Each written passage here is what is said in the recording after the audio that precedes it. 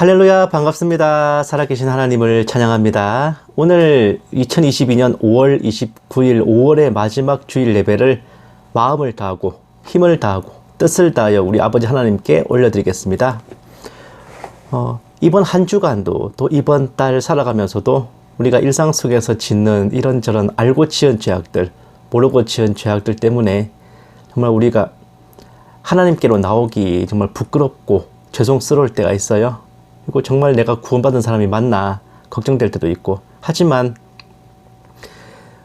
우리 구주 되신 예수님께서는 십자가에서 우리의 그런 죄짐을 다 맡아주셨기 때문에 우리가 얼굴을 들고 주님 앞에 나와야 하는 것입니다. 우리가 주님 앞에 나오지 않는다면 그 죄짐은 우리가 다 짊어져야 되지만, 우리가 우리를 구원하신 예수 그리스도의 십자가 보혈을 믿고 하나님 앞으로, 주님 앞으로 나온다면 우리의 죄짐은 우리 구주께서 맡아주실 것입니다. 찬송가 369장 함께 찬송하시겠습니다.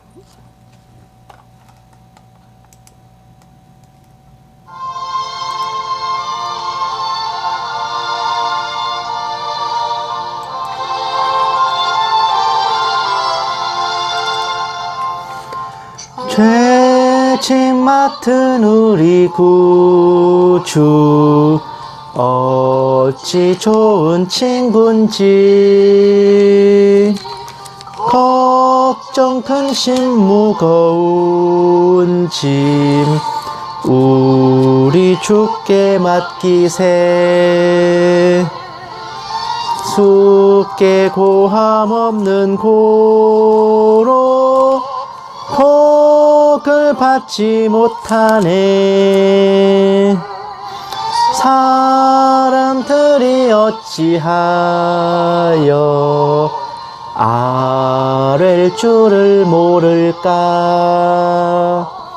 시험 걱정 모든 괴로움 없는 사람 누군가. 고칠 없이 낙심 말고 기도 드려 아뢰세.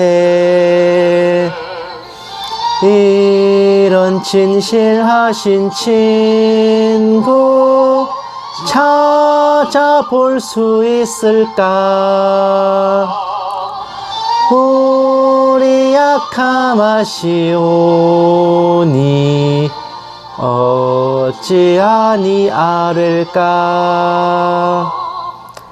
근심 걱정 무거운 짐 아니 진짜 누군가. 피난처는 우리 예수 주께 기도드리세.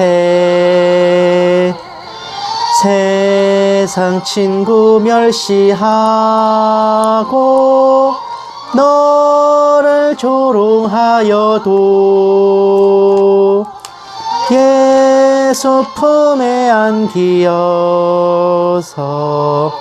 참된 위로 받겠네. 아멘.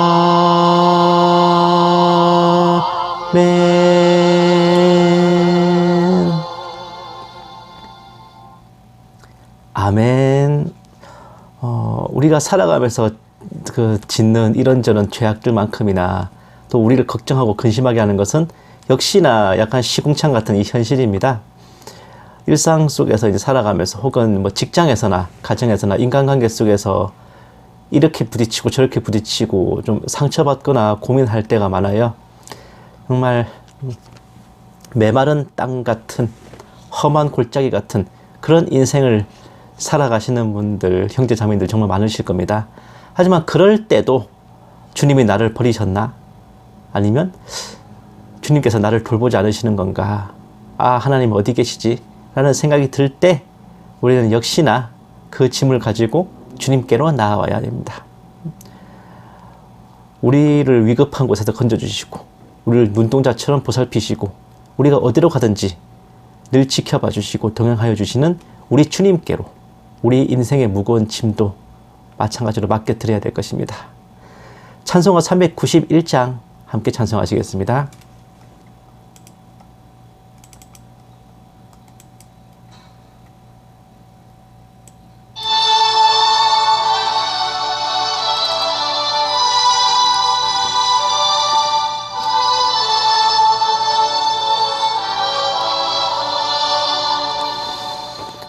오 놀라운 구세주 예수 내 주 참 능력의 주시로다. 큰 바위 및 안전한 그곳으로 내 영혼을 숨기시네. 메마른 땅을 종일 걸어가도 나 피곤치 아니하며 저 위험한 곳 내가 이를 때면 큰 바위에 숨기시고 주 손으로 덮으시네. 오 놀라운 구세주 예수 내 주 내 모든 짐 벗기시네. 죄악에서 날 끌어 올리시며 또 나에게 힘 주시네. 메마른 땅을 종일 걸어가도 나 피곤치 아니하며 저 위험한 곳 내가 이를 때면 큰 바위에 숨기시고 주 손으로 덮으시네. 측량 못할 은혜로 채우시며 늘 성령의 감화 주사 큰 기쁨 중 주님을 찬양토록 내 믿음을 도우시네. 메마른 땅을 종일 걸어가도 나 피곤치 아니하며 저 위험한 곳 내가 이를 때면 큰 바위에 숨기시고 주 손으로 덮으시네. 주 예수님 공중에 임하실 때 나 일어나 맞이하리. 그 구원의 은총을 노래하리. 저 천군과 천사 함께 메마른 땅을 종일 걸어가도 나 피곤치 아니하며 저 위험한 곳 내가 이를 때면 큰 바위에 숨기시고 주 손으로 덮으시네.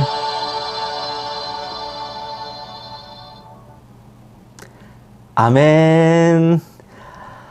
이렇게 정말 천지를 창조하시는 하나님 아버지, 만물을 다스리시는 우리 주님 예수님께서 함께 하시니 우리 살아가는 날 모든 것이 기쁨과 복이 되고 우리의 마음이 또 평안할 것입니다. 우리가 이 세상 속에서 살아가면서 겪는 모든 시련 가운데 우리가 주님을 의지하여 견뎌내고 극복한다면 그것은 모두 주님 나라에 갔을 때 우리에게 주어질 면류관과 상급으로 내려질 것입니다. 주님의 품에 안긴 이 기쁜 마음을 간직하면서 찬송가 405장 함께 찬송하시겠습니다.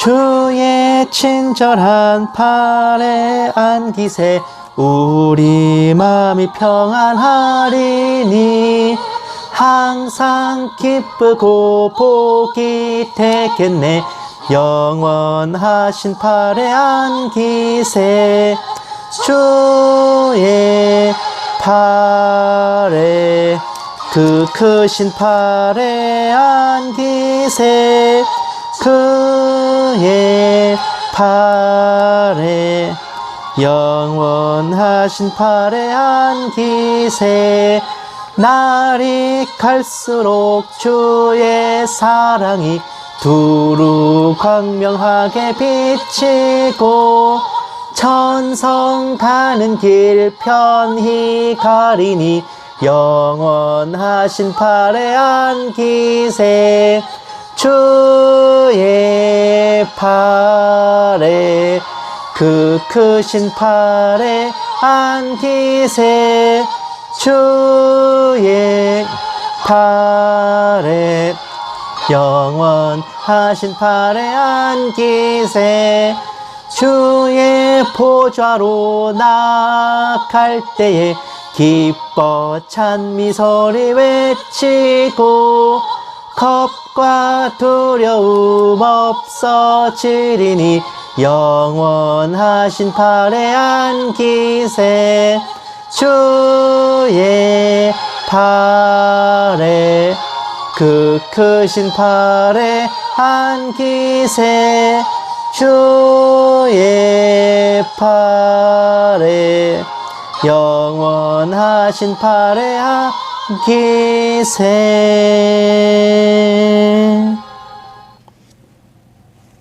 아멘. 하지만 이제 예수님을 믿지 않는 세상 사람들은 이렇게 말할 수도 있어요. 너나 나나 똑같이 시궁창에 있는 건 똑같은데 넌 뭘 보고 평안이냐 기쁨이냐라고 말하는 거냐 라고 할 수는 있습니다. 하지만 세상 사람들이 보기에 우리의 처한 현실도 살아가는 모습도 뭐 자기들과 별 다를 게 없다고 여겨지겠지만 우리 하나님께서 주신 평안과 평화 그것은 이 세상이 줄 수 있는 것과는 좀 다른 거예요.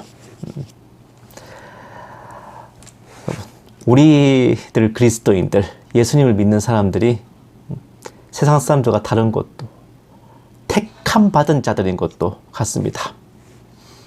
내가 늘 말씀드리지만 2000년 전에 천만리 밖에 이스라엘에서 태어나서 30몇 살 살다가 처형당한 사형수인 목수 나부랭이를 우리의 구주로 우리의 죄를 구사하실 구세주 우리의 주님 살아계신 하나님의 아들 성자 하나님 이렇게 믿고 영접하고 받든다는 것도요 세상 사람들이 보기에는 진짜 좀 미친 사람들인 겁니다.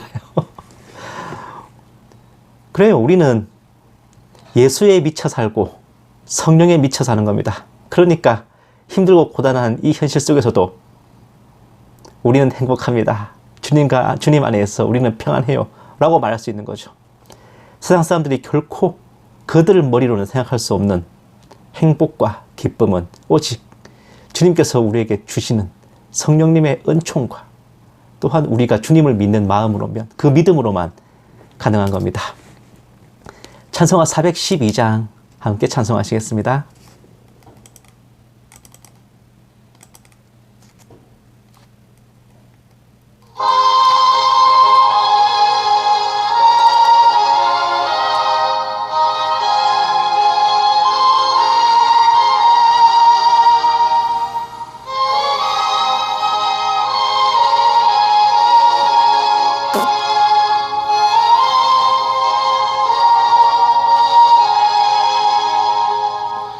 내 영혼의 극히 깊은 데서 맑은 가락이 올려나네.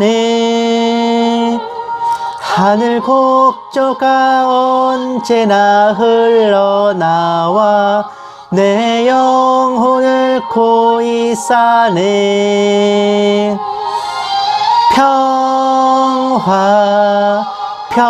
평화로다 하늘 위에서 내려오네.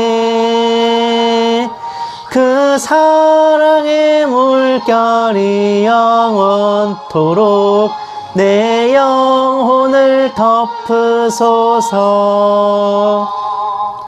내 마음속에 솟아난 이 평화는 깊이 묻힌 보배로다.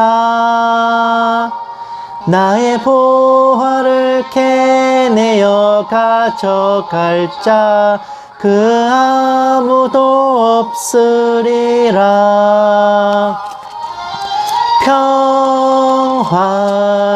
평화로다 하늘 위에서 내려오네.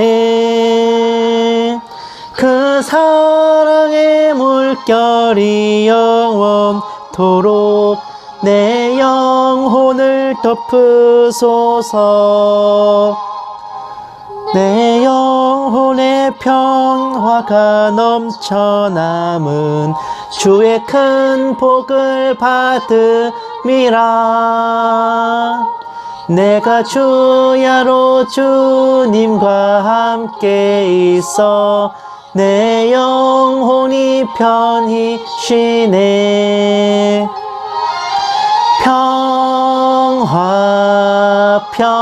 평화로다 하늘 위에서 내려오네.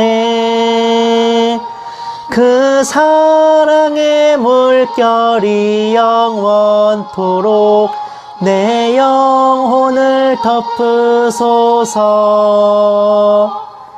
이 땅 위에 험한 길 가는 동안 참된 평화가 어디 있나. 우리 모두 다 예수를 친구 삼아 참 평화를 누리겠네.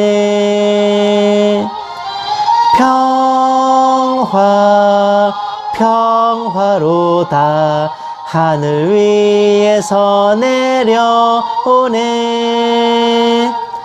그 사랑의 물결이 영원토록 내 영혼을 덮으소서.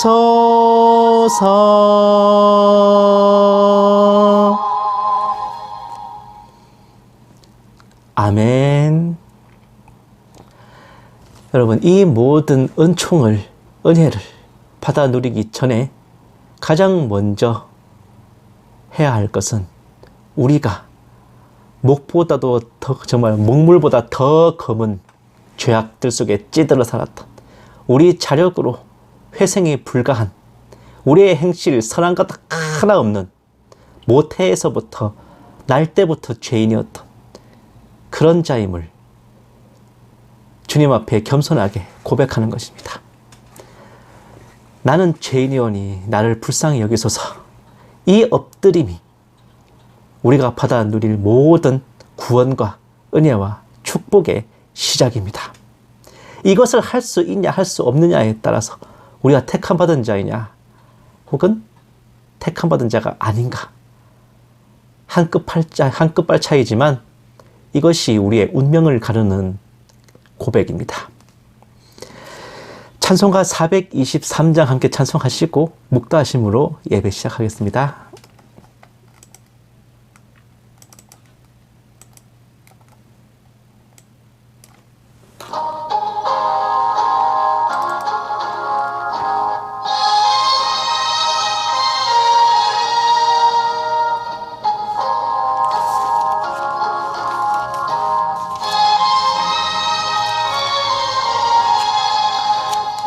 무엇보다도 더 검은 죄로 물든 마음이 흰 눈보다 더 희게 깨끗하게 씻겼네. 주의 보혈 흐르는데 믿고 뛰어나가. 주의 은혜 내가 입어 깨끗하게 되었네. 모든 의심 걱정과 두려움이 사라져 슬픈 탄식 변하여 기쁜 찬송 되었네. 주의 보혈 흐르는데 믿고 뛰어나가. 주의 은혜 내가 입어 깨끗하게 되었네.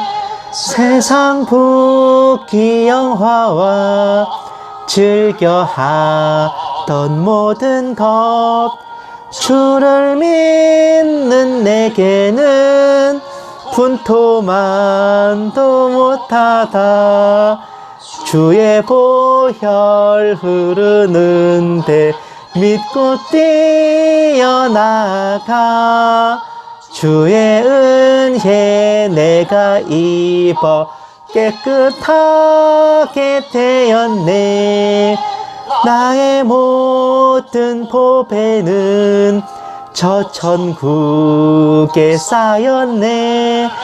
나의 평생 자랑은 예수 십자가로다. 주의 보혈 흐르는데 믿고 뛰어나가. 주의 은혜 내가 입어 깨끗하게 되었네.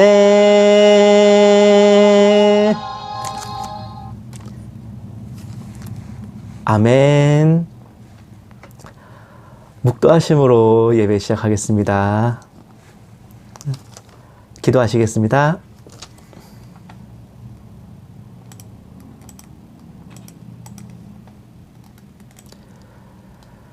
주께서 호령과 천사장의 소리와 하나님의 나팔 소리로 친히 하늘로부터 강림하시리니 그리스도 안에서 죽은 자들이 먼저 일어나고 그 후에 우리 살아남은 자들도 그들과 함께 구름 속으로 끌어올려 공중에서 주를 영접하게 하시리니 그리하여 우리가 항상 주와 함께 있으리라. 살아계신 하나님 아버지, 5월의 마지막 주일 예배를 아버지 앞에 신령과 진정으로 올려드립니다. 어느새 한 달이 다 돼가고 올해도 절반에 이르고 있습니다. 하루하루 자녀들을 지켜주시고 보살펴주신 은혜에 감사드리오며 일상 속에서 알고 지은 죄, 모르고 지은 죄악들 진심으로 뉘우치오니 용서하여 주시옵시고 사하여 주시옵소서. 오늘 예배 가운데 아버지 홀로 영광받아 주시옵시고 이 모든 말씀 살아계신 예수님 이름으로 기도드렸습니다. 아멘. 찬송가 428장 찬송하겠습니다.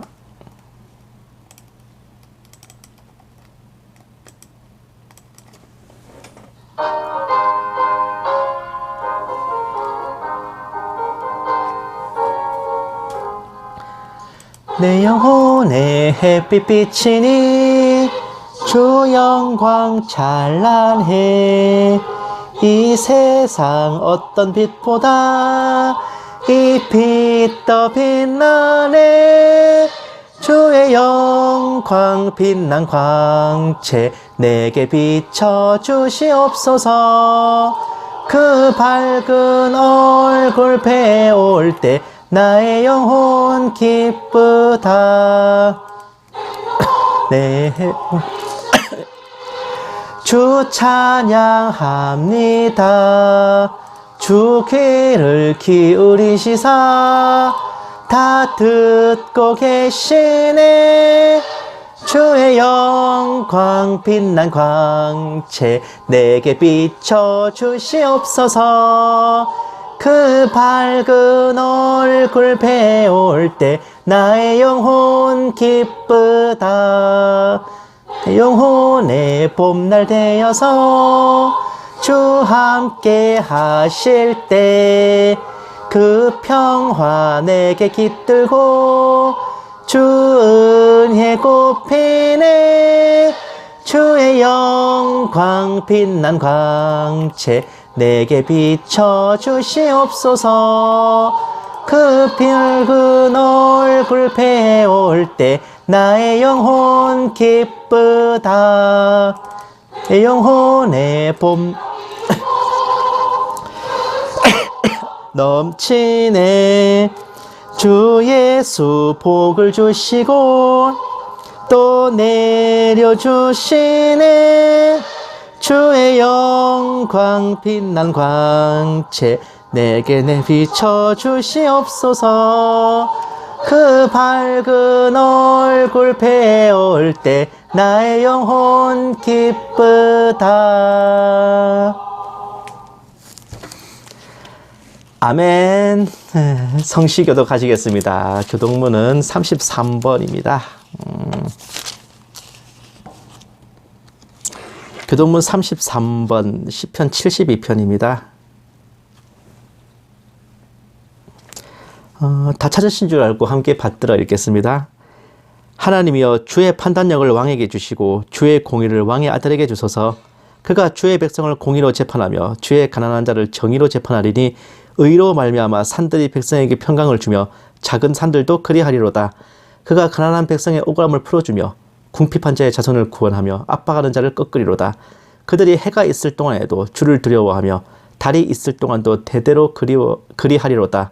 그는 벤 풀 위에 내리는 비같이 땅을 적시는 소낙비같이 내리리니 그의 날에 의인이 흥왕하여 평강의 풍성함이 달이 닿을 때까지 이르리로다. 그가 바다에서부터 바다까지와 강에서부터 땅끝까지 다스리리니 모든 왕이 그의 앞에 부복하며 모든 민족이 다 그를 섬기리로다.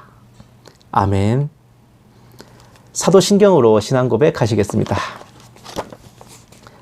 전능하사 천지를 만드신 하나님 아버지를 내가 믿사오며 그 외아들 우리 주 예수 그리스도를 믿사오니 이는 성령으로 잉태하사 동정녀 마리아에게서 나시고 본디오 빌라도에게 고난을 받으사 십자가에 못 박혀 죽으시고 장사한 지 사흘 만에 죽은 자 가운데서 다시 살아나시며 하늘에 오르사 전능하신 하나님 우편에 앉아 계시다가 저리로서 산자와 죽은 자를 심판하러 오시리라. 성령을 믿사오며 거룩한 공회와 성도가 서로 교통하는 것과 죄를 사하여 주시는 것과 몸이 다시 사는 것과 영원히 사는 것을 믿사옵나이다. 아멘. 찬송가 438장 찬송하시겠습니다.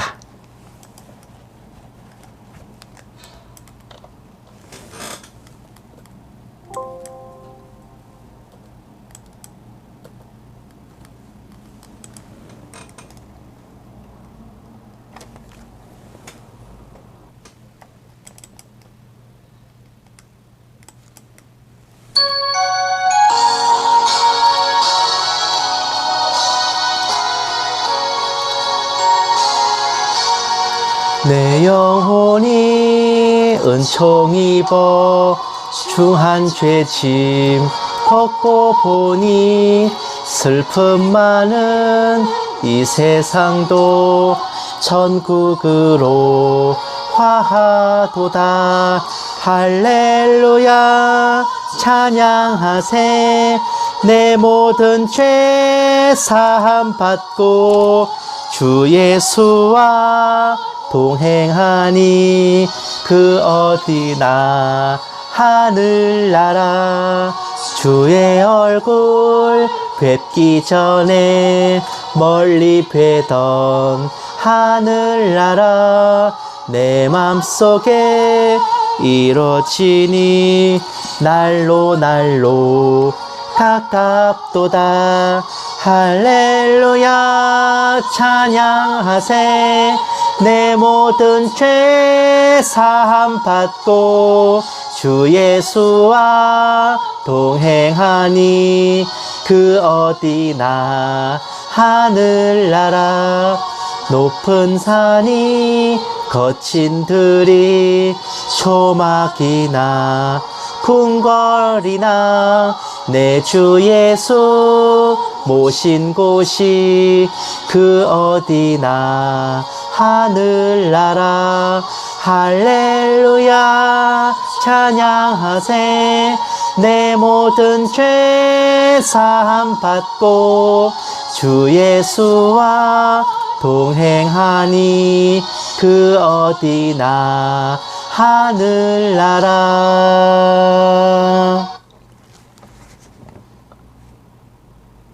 아멘. 기도하시겠습니다. 사랑이 많으신 하나님 아버지, 언제나 저희를 향해 베푸신 영적 은혜와 육적 은혜에 감사드리오며 저희를 눈동자처럼 보살피시는 아버지께 찬양과 경배와 존귀와 영광을 올려드립니다. 어느 곳에 있든지 무엇을 하든지 아버지를 항상 높이고 찬송하게 하시고 저희들의 말과 행실을 통해 세상 사람들도 아버지께서 살아계심을 알게 하여 주시옵소서. 아버지 하나님, 다음 주에 이 나라 각 지방에 행정과 운영을 담당할 책임자들을 세우는 지방선거가 있습니다. 아무쪼록 하나님 아버지의 뜻과 섭리에 합당한 후보들이 세워지게 하시고 사람의 뜻이 아니라 아버지께서 택하신 자들로 임명하여 주시옵소서. 다니엘의 친구들을 세우셔서 바벨론 각 도를 다스리게 하신 것처럼 그와 같은 신실한 자들을 택하셔서 이 나라 지방 정부를 운영하게 하시고 주님 다시 오실 그날까지 민생과 국정을 보살피게 하여 주시옵소서. 살아계신 하나님 아버지, 더워지는 날씨 속에서도 자녀들의 건강을 지켜주시고 매일 살아가는 삶과 일상 속에서 아버지 은혜를 늘 체험하게 하여 주시옵소서. 이 작은 종에게도 성령으로 충만케 하시고 은사를 더하여 주셔서 한마디도 허탄한 말이나 거짓으로 미혹하지 않게 하시고 오직 기록된 성경 말씀에 어긋남이 없게 하여 주시옵소서. 감사드리오며 이 모든 말씀 살아계신 우리 주 예수 그리스도의 이름으로 간절히 기도드리옵나이다. 아멘. 오늘 하나님께서 우리에게 주신 말씀은 레위기 26장 3절에서 12절 말씀이에요. 오늘 좀 길어요. 제가 가진 성경책으로는 구약 성경 187, 188 두 페이지에 걸쳐서 있습니다. 레위기 26장 3절에서 12절 말씀.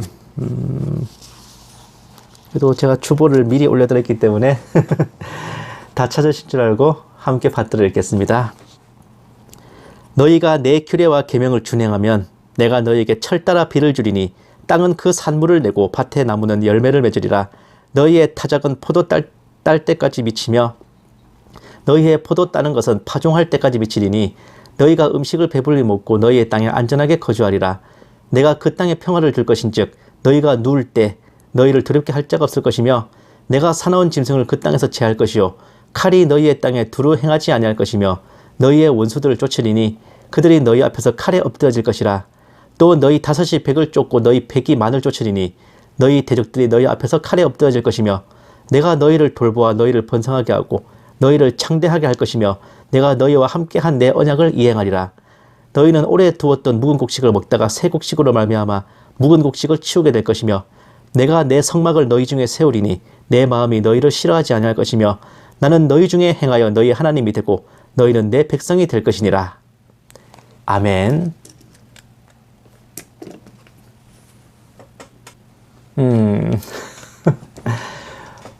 우리 한국교회 성도들이요, 전 세계 그리스도인들 중에서도 정말 특출난 장점이 하나 있어요. 그게 뭐냐? 바로 기도의 범위가 나와 내 가족들을 넘어서 나라와 민족을 위해 기도할 줄 안다는 겁니다. 나라를 위해 눈물로 간구하며 기도하는 모습은 100여 년 전 한국 초대교회 이래로 우리나라 그리스도인들의 전통이자 마땅한 도리였고 오랫동안 쌓여온 기도의 분량이 우리나라로 하여금 압제로부터 해방을 맞게 하고 침략으로부터 지켜지게 하시며 가난과 피폐함에서 벗어나 경제 대국으로 세계 속의 선진국으로 우뚝 서게 한 것입니다. 우리나라는 흔히 서구 열강이라 일컬어지는 선진국들과 달리 무력으로 타국을 침략하거나 약탈하는 것 없이 오로지 국가와 국민 자체적인 노력으로 이제 성장하고 발전한 건데, 그 저변에는 바로 우리 그리스도인들이 하나님께 올린 나라를 위한 기도가 있었습니다. 지금도 마찬가지로 많은 그리스도인들이 나라를 위해 그리고 새 정부를 위해 기도하고 있는데, 한 나라가 하나님께 예쁨을 받고 인정을 받고 복을 받으려면 어떻게 해야 하는지에 대해 성경은 명확하게 말씀하고 계세요. 하나님께서는 레위기를 통해 히브리 백성들에게 말씀하시기를 너희가 내 규례와 계명을 준행하면 철 따라 비를 내려 농사가 잘 되고 주변국들이 침략하지 못하고 설령 쳐들어오더라도 다 박살이 나고 곡식이 남아 돌다 못해 오래 묵은 것들 싹 치우고 새 곡식을 먹게 되리라. 한마디로 식량이 부족하지 않게 될 거라 그 말이죠. 곡식이 묵으려면 얼마나 남아 돌았으면 곡식이 오래 묵냐고. 그런 약속을 해주십니다. 한마디로 그 나라의 국방, 경제, 한 나라가 존재하게 하는 그 두 가지를 하나님께서 책임지시겠다는 말씀입니다. 제가 다른 설교에서도 꽤 자주 반복해서 강조하는 내용이잖아요. 하나님께서는 각 나라의 영토 경계와 수명 연한을 정하셨고 각국이 거주해야 할 선을 넘어 타국을 침략하고 약탈하는 제국주의를 극도로 경계하십니다. 그런 폐악질이 없어도 충분히 잘 먹고 잘 사는 나라를 만들 수 있는 방법을 알려주신 거예요. 이렇게 정해주신 룰은 히브리 백성들이 이스라엘이라고 하는 나라를 세우고 왕들이 다스리기 시작하면서 제대로 윤곽이 드러납니다. 하나님의 규례와 계명을 준수하고 하나님 앞에 겸손히 행한 왕들이 다스릴 때는 국방과 경제가 튼튼해져 번영하다가 하나님 앞에 악을 행하고 죄에서 떠나지 아니한 왕들이 다스릴 때는 그 이전에 성군이 다스릴 때 잘 해놓은 것조차 지키지 못하고 탈탈 털리는 모습들이 나오게 돼요. 열왕기상 10장 14절 보시면 솔로몬의 새 입금의 무게가 금 666달란트요. 역대상 22장 14절 말씀. 내가 환란 중에 여호와의 성전을 위하여 금 10만 달란트와 은 100만 달란트와 놋과 철을 그 무게를 달 수 없을 만큼 심히 많이 준비하였고 또 제목과 돌을 준비하였으나 너는 더할 것이며. 이게 무슨 내용이냐고요? 하나님께 지혜를 구했던 성군 솔로몬, 이 사람의 1년 세입, 세금으로 거두는 게 금만 666달란트였습니다. 어우, 불길하다 그죠? 666. 아버지 되는 다윗은 한술 더 떠요. 오로지 성전 공사 비용으로만 10만 달란트의 금을 적금 들어놨을 정도로 엄청난 번영을 이룩했습니다. 솔로몬 임기가 40년이잖아요. 40년간 세입을 싹 다 합쳐도 2만 6천 달란트 좀 넘나? 3만 달란트도 안 되는데 하나님의 마음에 합했던 다윗의 번영이 어느 정도였는지 짐작하지 않으십니까? 실제로 유대인들은 솔로몬 시대보다 다윗 시대를 더 전성기로 친대요. 자, 그리고 사무엘하 24장 9절 말씀. 요압이 백성의 수를 왕께 보고하니 곧 이스라엘에서 칼을 빼는 담대한 자가 80만 명이요 유다 사람이 50만 명이었더라. 경제만 튼튼한 게 아니었습니다. 동원 가능한 병력의 숫자도 좋게 130만 대군이었어요. 이 정도면 오리엔트 지경에서 당해낼 적이 없는 강철 대군이었습니다. 그럼에도 다윗은 하나님이 정해주신 선을 넘어서 제국주의를 하지도 않았고 교만해서 하나님을 등지지도 않고 우상을 섬기지도 않았고 하나님의 규례와 계명을 준행해 나갔던 겁니다. 이런 예는 다윗 이후의 왕들에게도 마찬가지예요. 역대하 11장 11, 12절 말씀.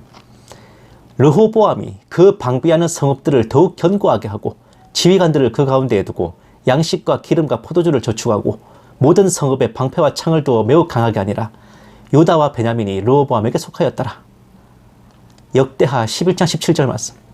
그러므로 3년 동안 유다 나라를 도와 솔로몬의 아들 르호보암을 강성하게 하였으니 이는 무리가 3년 동안을 다윗과 솔로몬의 길로 행하였음이더라. 우리가 너무 잘 아는 솔로몬의 이 개차반 아들이죠. 통일 왕국을 절단내고 남유다, 북이스라엘, 남북조 시대로 갈라지게 만든 원흉인 르호보암도요. 임기 초에는 정말 안 어울리게 하나님의 계명을 준행하는 성군이었습니다. 하나님도 그를 도와서 국방과 경제를 튼튼하게 만들어주셨죠. 역대하 13장 3절 말씀 보시면 아비야는 싸움에 용감한 군사 40만 명을 택하여 싸움을 준비하였고 여로보암은 큰 용사 80만 명을 택하여 그와 대진한지라. 역대하 13장 17, 18절 말씀. 아비야와 그의 백성이 크게 무찌르니 이스라엘이 택한 병사들이 죽임을 당하고 엎드러진 자들이 50만 명이었더라. 그때 이스라엘 백성이 항복하고 유다 자손이 이겼으니 이는 그들의 조상들의 하나님 여호와를 의지하였습니다. 우리나라로 치면 6.25 전쟁입니다. 남유다와 북이스라엘의 첫 전쟁에서 르호보암의 아들 아비야는 하나님을 의지하고 나아가 2배나 되는 이스라엘군을 대파하고 압승을 거뒀습니다. 이 패배로 인해 여로보암이 화병으로 죽었을 정도로요. 역대하 14장 8, 9절 말씀. 아사의 군대는 유다 중에서 큰 방패와 창을 잡는 자가 30만 명이요 베냐민 중에서 작은 방패를 잡으며 활을 당기는 자가 28만 명이라 그들은 다 큰 용사였더라. 구스 사람 세라가 그들을 치려하여 군사 100만 명과 병거 300대를 거느리고 마레사에 이르매. 역대하 14장 11절 말씀. 여호와께서 구스 사람들을 아사와 유다 사람들 앞에서 치시니 구스 사람들이 도망하는지라. 아비야의 아들 아사 때도요, 2배나 되는 에티오피아, 그 구스가 지금의 에티오피아예요. 그 침략군에 맞서서 하나님의 도움으로 물리치고 대성을 거둘 수 있었습니다. 아사의 아들인 여호사밧도 하나님을 경외하고 나라를 번영시켰어요. 제가 이건 구절이 너무 길어서 딱히 안 가져왔는데, 군대만도 116만 명이나 되는 강대한 국방력을 건설했습니다. 이런 예는 이후로도 즐비해요. 하나님의 규례와 계명을 지키는 것은 곧 나라 발전과 번영의 열쇠였습니다. 이걸 돌려 말하면 그렇게 하지 않는다면 나라가 절단난다는 의미겠지요. 역대하 4장 1절 말씀 보세요. 시삭이 유다의 견고한 성읍들을 빼앗고 예루살렘에 이르니. 역대하 4장 9절 말씀. 애굽 왕 시삭이 올라와서 예루살렘을 치고 여호와의 전 보물과 왕궁의 보물을 모두 빼앗고 솔로몬이 만든 금방패도 빼앗은지라. 르호보암이 초심을 잃고 하나님을 저버리자 즉각 피드백이 날아옵니다. 이집트의 침공으로 견고한 성읍들이 무너져요. 솔로몬 때부터 축적해온 보물과 재물이 다 털리는 참사를 당합니다. 역대하 20장 1절. 그 후에 모압 자손과 암몬 자손들이 마온 사람들과 함께 와서 여호사밧을 치고자 한지라. 역대하 20장 12절 말씀. 우리 하나님이여 그들을 징벌하지 아니하시나이까. 우리를 치러 오는 이 큰 무리를 우리가 대적할 능력이 없고 어떻게 할 줄도 알지 못하고 오직 주만 바라보나이다 하고. 이거는 좀 오다가다 들어보신 분들 많을 거예요. 흔히 여호사밧이 이제 뛰어난 믿음과 기도로 침략군을 물리쳤다, 훌륭한 신앙의 본보기다 라고 설교 주제로 들어 사용하는 장면인데, 이거 그렇게 생각하시면 안 돼요. 사실 여호사밧이 보유한 유다 군대는 총합 116만이었습니다. 그런데 모압과 암몬 침략군 앞에 덜덜 떨고 있었던 이유가 뭐냐? 바로 북이스라엘의 패역한 왕 아합과 사돈을 맺고 남북 경제협력과 이거 뭔가 좀 되게 비슷하다. 남북 경제협력과 교류를 하면서 하나님의 눈 밖에 날 짓을 하더만 급기야 그 아합을 돕겠다고 정예부대를 파병해서 지원하다가 길르앗 라못에서 괴멸당하죠. 여호사밧은 목숨만 건져서 도망치고 아합은 아예 죽었어요. 거기서. 왕들이 그 지경이 됐는데 군대는 멀쩡할까? 그 여호사밧의 중앙군이 그 전투에서 괴멸당하고 국방력이 포맷돼 버렸기 때문입니다. 그러니까 하나님 은혜로, 하나님께서 은혜로 키워주신 강철대군을 정말 쓰레기 돕는다고 다 날려먹고 정작 침략군이 쳐들어오니까 아이고 하나님 도와주세요 하고 벌벌 떨고 있는 거예요. 하나님 입장에서는 아우씨 저걸 확 그냥 이러실 일입니다. 그 뛰어난 성군도 한순간 하나님을 등지고 타협하지 말아야 할 거래를 한다면 이렇게 된다는 거. 너무나 무삭제 감독판으로 보여주고 계신데, 이런 룰은 성경책에 적힌 옛날 이야기가 아닙니다. 왜? 하나님이 그때나 지금이나 동일하신 하나님이시잖아요. 하나님의 법 또한 그때나 지금이나 동일한 무게입니다. 하나님의 규례와 계명을 준수하면 복을 주리라 하신 약속은 이스라엘에게만이 아닌 전 세계 모든 나라와 국민에게 내리신 겁니다. 남은 것은 각국 정부와 국민들이 그걸 지키느냐 버리느냐 그것뿐이지. 한마디로 나라가 발전하고 번영하고 국민들이 잘 먹고 잘 사는 것은 지도자들이 잘 다스려서도 아니라, 국민들이 근면성실해서도 아니라 하나님의 은혜와 도우심에 달린 겁니다. 지도자와 국민들은 다른 노력에 앞서서 하나님의 규례와 계명을 준행하는 노력을 해야 돼요. 국정 운영과 정책 시행이 하나님의 뜻에, 성경의 섭리에 어긋남이 있는지 없는지 살펴야 한다는 겁니다. 왜 각국의 권세는, 각 나라를 다스리는 권세자들은 하나님께서 세우셨나, 하나님께로부터 나온 거다. 그 말씀이 왜 있냐면요, 하나님께서 어떤 나라를, 이 나라를 축복할까 벌을 줄까, 이 나라를 번영하게 할까 갈아버릴까, 그거를 하나님으로 하여금 결정하게 만드는 담당자가 각 나라의 군주고 국가 원수고 지도자이기 때문입니다. 그들의 처신을 보시고 정사를 보시고 하나님께서는 그 나라를 번영하게 할까 갈아버릴까 이걸 결정하신다니까요. 얼마나 중요합니까?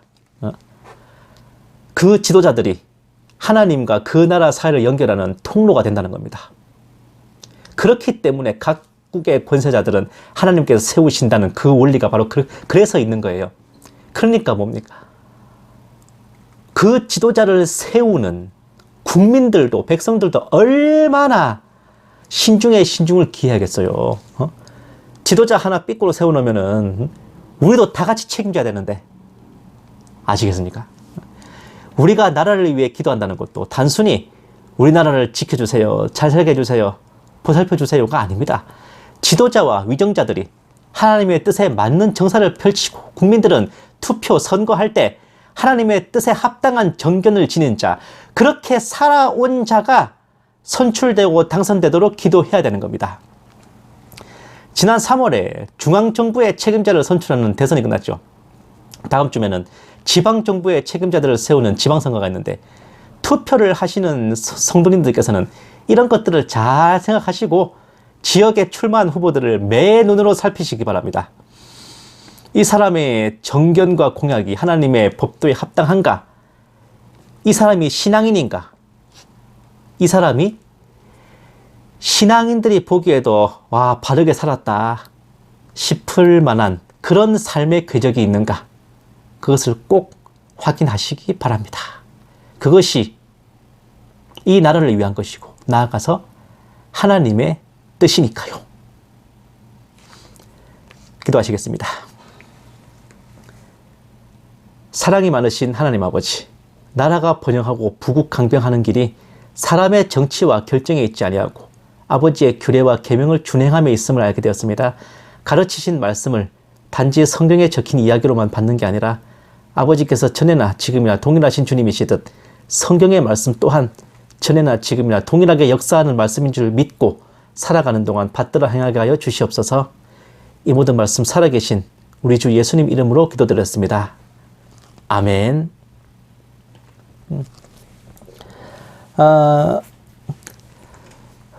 늘 그렇듯이 오전 11시, 주일 오전 11시는 주일 예배, 저녁에는 이제 설교 말씀만 따로 올려드립니다. 그리고 평일, 화요일, 목요일 22시에 이제 정세 분별 방송 이어지고요.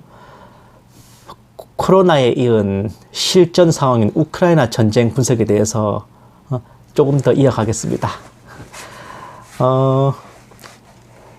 여러분들도 좀 연습하셔야 돼요. 서방 주류 언론의 시각에서 벗어나서 허와 실을 바로 보는 그런 훈련이 여러분들, 저와 여러분 모두에게 정말 필요한 것 같습니다. 뭐 어쨌든 다 피가 되고 살이 되는 거고요. 저도 이런 기회에 분량 좀 뽑아야죠. 다음 주 수요일에 이제 지방선거인데 어떻게, 지금 사전투표 시즌인데 어떻게 투표를 다 하셨습니까? 정말 이번 지방선거에서는 정말 하나님의 뜻에 합당한 후보들이 많이 뽑힐 수 있었으면 합니다.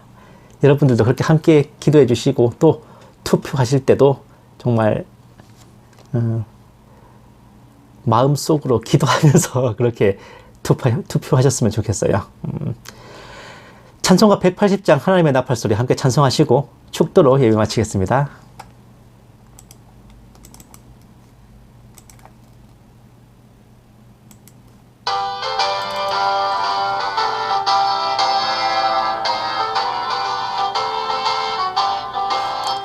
하나님의 나팔소리 천지 진동할 때에 예수 영광 중에 구름 타시고 천사들을 세계 만국 모든 곳에 보내어 구원받은 성도들을 모으리. 나팔 불 때 나의 이름, 나팔 불 때 나의 이름, 나팔 불 때 나의 이름, 부를 때에 잔치 참여하겠네. 무덤 속에 잠자는 자 그때 다시 일어나 영화로운 부활 승리 얻으리.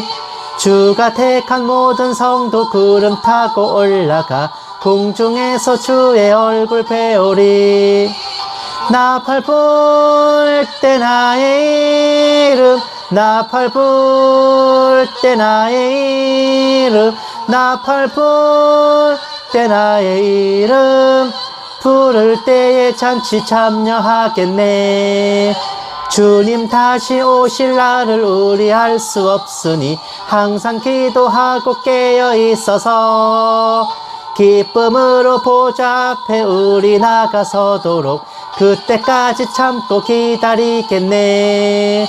나팔 불 때 나의 이름 나팔 불 때 나의 이름 나팔 불 때 나의 이름 부를 때에 잔치 참여하겠네.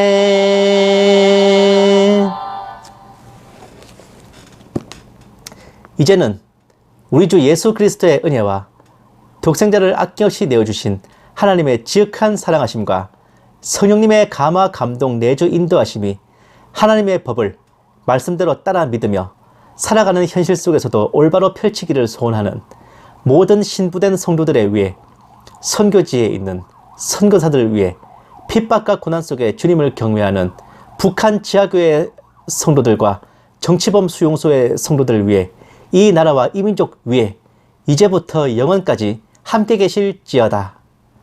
아멘. 오늘 하루도 행복하십시오.